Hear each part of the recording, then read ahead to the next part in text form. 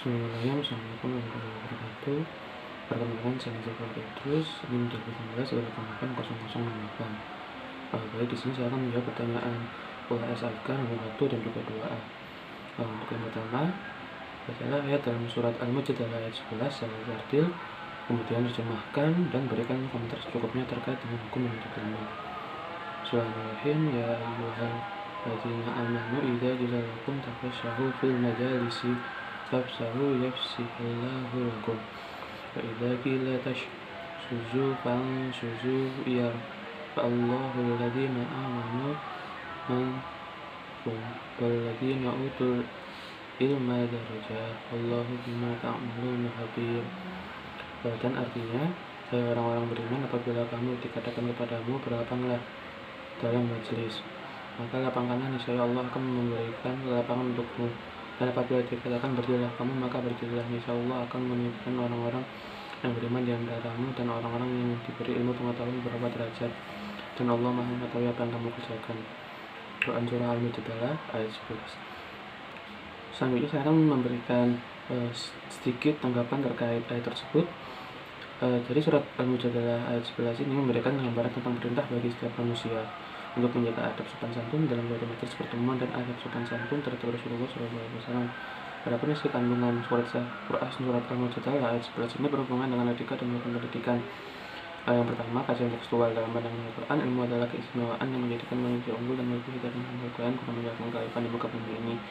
Sementara itu, manusia menurut Al-Quran memiliki potensi untuk meraih ilmu dan mengembangkannya dengan izin Allah.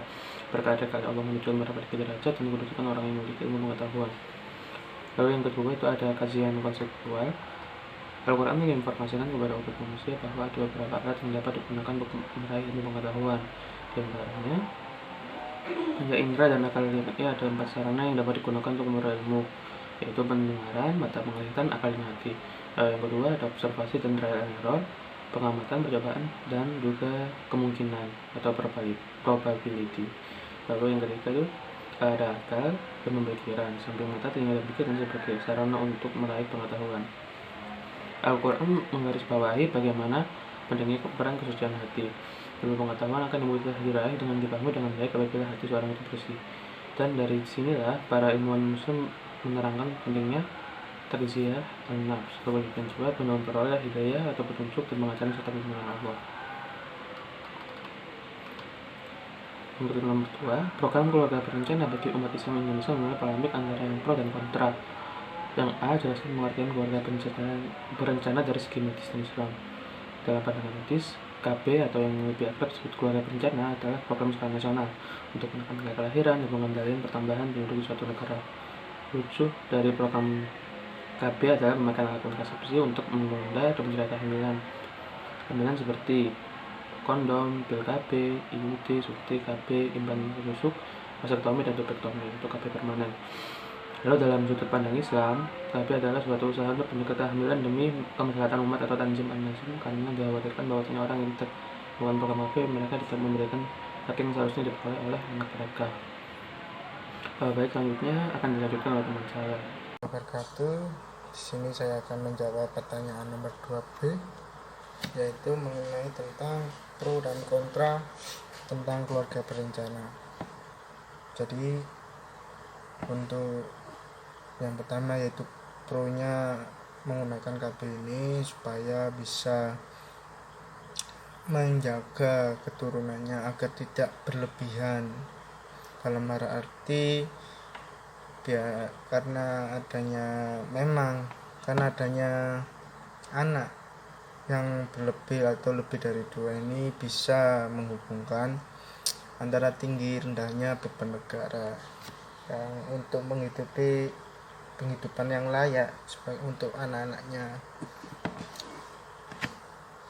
Dan juga memang di Islam menyarankan ada istilah banyak anak banyak rezeki, itu juga menjadi salah satu kontra dari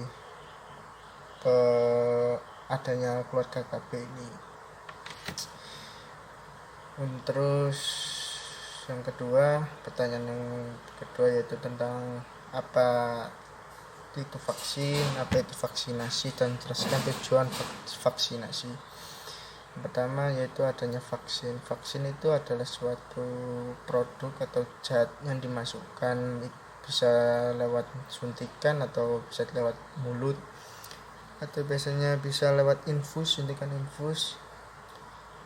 Dan gunanya ini supaya bisa untuk menstimulasi sistem imun tubuh. Sedangkan pada vaksinasi ini yaitu proses memasukkan vaksin ke dalam tubuh untuk menstimulasikan sistem imun tubuh. Akhirnya imun itu juga bisa menjadi kebal ataupun kuat terhadap penyakit-penyakit yang menular atau bakteri, virus, seperti itu. Tujuan utama vaksinasi itu supaya bisa menguatkan sistem imun kita, karena tujuannya vaksin juga itu tadi untuk menstimulasi sistem imun. Seperti pada tahun ini yaitu kasus COVID-19 yang telah menganjurkan atau dianjurkan oleh pemerintah untuk melakukan vaksinasi. Ya gunanya supaya imun kita itu menjadi lebih kebal atau lebih kuat, supaya bisa musnahkan atau melindungi diri dari virus COVID ini, COVID-19. Terima kasih atas itu saja yang bisa saya sampaikan. Terima kasih. Wassalamualaikum warahmatullahi wabarakatuh. Bismillahirrahmanirrahim. Assalamualaikum warahmatullahi wabarakatuh. Perkenalkan, nama saya Sakina Reza Waskita dengan NIM 201918880072. Kali ini saya akan menjawab pertanyaan WSIK nomor 3 dan juga nomor 4. Yaitu untuk 3B, jelaskan hukum vaksin menurut pandangan Islam atau Muhammadiyah. Hukum vaksin dalam Islam yaitu menurut perintah Rasulullah SAW sebagai berikut: jaga dan perhatikanlah 5 hal sebelum datang 5 hal lainnya. Hidup sebelum ajal, sehat sebelum sakit, muda sebelum tua, lapang sebelum sempit, kaya sebelum miskin. Ajaran Islam menganut asas lebih baik kita mencegah daripada mengobati. Dengan demikian, hukum pencegahan terhadap suatu penyakit atau penularannya, baik wabah yang sekarang, yaitu COVID-19, dapat kita cegah dengan melalui imunisasi atau kita sebut vaksin. Hukumnya termasuk wajib karena termasuk hal untuk memelihara jiwa kita agar terhindar dari suatu penyakit. Selanjutnya, nomor 4. Nabi Muhammad SAW menjelaskan bahwa manusia yang disukai Allah adalah manusia yang kuat dan sehat baik lahir maupun batinnya. A. Jelaskan pengertian kesehatan mental menurut perspektif kedokteran dan menurut perspektif Islam. Pengertian dari perspektif Islam, kesehatan mental merupakan suatu kemampuan dari individu kita dalam mengelola fungsi-fungsi kejiwaan dan terciptanya penyesuaian dengan diri sendiri, orang lain, maupun lingkungan sekitar kita. Secara dinamis, berdasarkan Al-Quran dan As-Sunnah sebagai pedoman hidup menuju ke kebahagiaan dunia akhirat. Sedangkan untuk pengertian kesehatan mental dari kedokteran adalah terhindarnya seseorang dari keluhan dan gangguan mental, baik berupa neurosis maupun psikosis, yaitu penyesuaian diri terhadap lingkungan sosial. Orang yang sehat mental akan senantiasa merasa aman dan bahagia dalam kondisi apapun itu. Dan orang tersebut juga akan melakukan introspeksi atas segala hal yang dilakukannya, sehingga ia akan mampu mengontrol dan mengendalikan dirinya sendiri. 4B, menurut saya, apa saja karakteristik mental yang sakit dan apa saja karakteristik mental yang sehat? Baik, karakteristik mental yang sehat yaitu yang pertama ada terhindar dari gangguan jiwa, ada penyesuaian diri, pemanfaatan potensi yang maksimal, dan juga tercapainya kebahagiaan pribadi kita sendiri dan juga ke orang lain. Selanjutnya, karakteristik dari mental sakit yaitu apabila seseorang merasakan perasaan tidak nyaman, perasaan tidak aman, kurangnya rasa percaya diri, kurang mendapat kepuasan dalam berhubungan sosial dengan masyarakat, ketidakmatangan emosi, kurangnya mendapat kepuasan dalam berhubungan sosial, dan kepribadiannya terganggu. Baik, berikut jawaban WSIK nomor 3B dan 4A4B. Sekian dari saya. Wassalamualaikum warahmatullahi wabarakatuh. Assalamualaikum warahmatullahi wabarakatuh. Perkenalkan, saya dengan Raffi Manzu Alifian, NIM 2019 1880 021 dari Fakultas Kedokteran. Di sini saya akan menjawab nomor 5A dan B, ujian al-Islam dan kemudian. Baik, untuk soalnya nomor 5. Dalam perkembangan rekayasa genetika modern, selain ditemukannya program bayi tabung, juga ditemukan program cloning. Untuk soal yang A, jelaskan pengertian cloning dalam perspektif kedokteran dan jelaskan pula proses pembuahannya sehingga menjadi janin lewat program cloning ini. Jadi secara teknis, cloning berarti meniru. Teknik ini bermaksud membentuk organ hidup buatan yang mirip dengan organ aslinya. Caranya dengan mengambil inti sel dari sel tubuh ke sel telur. Begitulah yang terjadi dalam cloning makhluk hidup yang lengkap. Tahapan awal dimulai dari klon, dibuat dengan mempersiapkan sel telur yang sudah diambil intinya, kemudian digabungkan dengan sel donor yang merupakan sel dewasa dari suatu organ tubuh. Hasil gabungan tersebut kemudian ditanamkan ke dalam rahim dan dibiarkan berkembang dalam rahim sampai lahir. Secara teoritis, prosedur dan mekanisme cloning terhadap makhluk hidup sedikitnya harus melalui 4 tahap yang diurutkan secara sistematis. Keempat tahap itu adalah: yang pertama, isolasi fragmen DNA, yang kedua, penyisipan fragmen DNA ke dalam vektor, yang ketiga, transformasi, dan yang keempat, seleksi hasil cloning.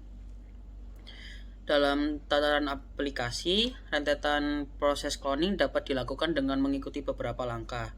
Seperti yang pertama, mempersiapkan sel sperm, yaitu suatu sel awal yang akan tumbuh menjadi berbagai sel tubuh, diambil dari makhluk hidup yang hendak dikloning. Sel sperm diambil inti selnya yang mengandung informasi genetik, kemudian dipisahkan dari sel. Mempersiapkan sel telur ini, inti sel dari sel sperm diimplementasikan ke sel telur. Sel telur dipicu supaya terjadi pembelahan dan pertumbuhan. Sel embrio yang terus membelah mulai memisahkan diri dan siap diimplementasikan ke dalam rahim. Embrio tumbuh dalam rahim menjadi janin dengan kode genetik persis sama dengan sel sperm donornya. Kemudian untuk soal yang B, bagaimanakah hukum cloning untuk manusia menurut pandangan Islam? Baik, secara hukum, cloning manusia pada satu sisi memiliki manfaat untuk manusia. Dari sudut ilmu pengetahuan, cloning manusia dapat menunjang perkembangan dan kemajuan ilmu pengetahuan. Begitu pula dari segi akidah, tidak melanggar wilayah kodrati ilahi. Tetapi pada sisi hukum dan moral, cloning manusia mengancam harkat martabat manusia. Karena anak yang dilahirkan walaupun berasal dari sel tubuh ayah, ovum dan rahim ibunya, namun sifat genetik anak yang dilahirkan hanya berasal dan serupa dengan ayahnya dan tidak memiliki sifat genetik dengan ibunya, sehingga memiliki dampak negatif secara sosial, psikologis, dan hukum. Anak-anak hasil cloning ini memiliki ciri fisik yang sama sehingga menimbulkan problem dalam penyidikan pelaku perkara pidana. Begitu juga akan membingungkan dalam tatanan hubungan antara suami dengan ipar perempuan atau istri dengan ipar laki-laki, lantaran iparnya memiliki ciri fisik yang sama dengan suami atau istrinya. Apalagi jika sel tubuh, ovum dan rahim dari ibu si anak cloning, maka ciri fisik dan nasab hanya dengan ibu saja. Hal itu akan berdampak buruk dalam nasab, perkawinan, kewarisan, perwalian, dan tanggung jawab ayah kepada anak atau sebaliknya. Apalagi pemeliharaan nasab atau hifzul al-nasl memiliki posisi yang sangat penting dalam hukum Islam. Karena itu hukum Islam di Indonesia melarang cloning manusia, baik yang diatur dalam fikih maupun fatwa Majelis Ulama Indonesia. Meskipun dalam Undang-Undang Perkawinan dan Kompilasi Hukum Islam atau KHI, mungkin anak yang lahir dalam atau akibat dari perkawinan sebagai anak sah, serta anak yang dihasilkan di luar pembuahan alami, namun Undang-Undang Perkawinan dan Kompilasi Hukum Islam belum menyinggung anak hasil cloning, sebab cloning manusia belum ada pada saat RUU Perkawinan dan KHI ini dirancang. Baik, sekian dari saya. Terima kasih. Assalamualaikum warahmatullahi wabarakatuh.